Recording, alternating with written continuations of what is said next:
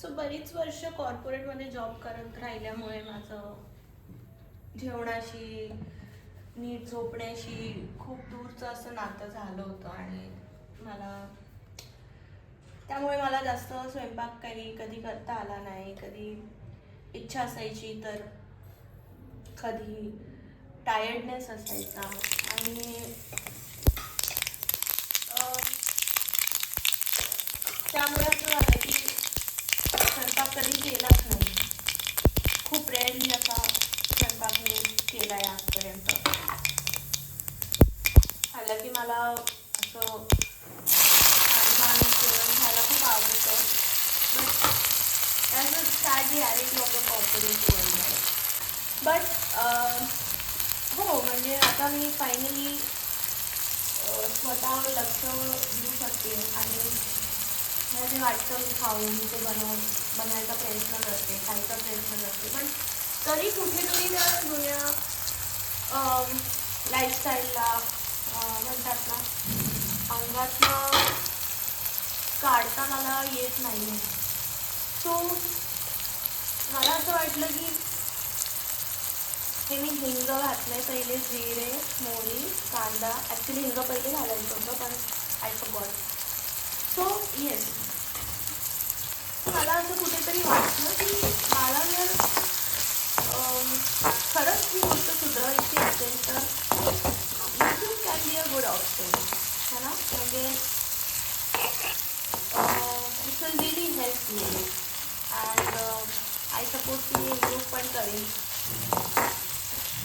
So I'm starting this channel with a very favorite dish of mine. For me it is something की बेसन आणि कढीच्या मधलं हे combination आहे.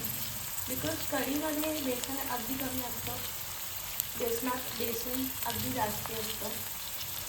But what I do is, बघा मी इथे दही घेतलं आहे आणि ह्यात मी बेसन टाकलं आहे. So the besan is only 3 tablespoon. ठीक आहे. तर ह्यामुळे काय होतं, बेसन सुद्धा जास्ती लागत नाही आणि जास्ती ती कढीसारखी सुद्धा लागत नाही. तर मग आता हे होईस्तोवर आपण इथे हे बघा मी मिरची घेतली आहे, त्यानंतर अद्रक घेतलं आहे, नंतर काय म्हणतात त्याला लसण घेतलं आहे आणि नंतर आपलं हे असतं ना, काय आहे हे बघा, धणे, मेथी दाणे आणि थोडंसं जिरं घेतलं आहे अँड मी घेतली आहे कोथिंबीर. ह्याला मग आपण मिक्सरमधून काढायचं आणि पुढचं मी सांगते. सी, दिस इज द ठेचा. कांदा अगदीच आपल्याला असा लाल वगैरे करायचं नाही आहे, थोडासा असं पिंकिश किंवा क्रीमिश झाला की, कारण तो खाताना मग छान लागतो. And now we gonna put this thecha.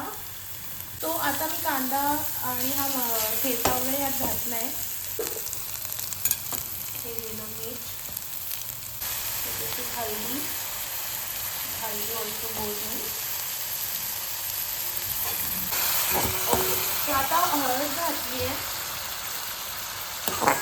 And it's time to put the besan and flower.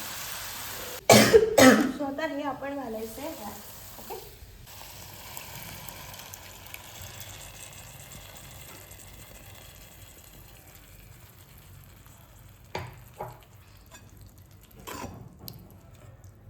there you go. Most favourite dish. म्हणजे मला कधी असं अर्ध्या रात्री सुद्धा उठून दिलं ना तर मी खाऊ शकते. आता ह्यात थोडंसं पाणी घालूया अँड ह्याला काही वेळ असंच ठेवायचं. ह्याला जोवर तेल सुटेल साईडला तोवर ह्याला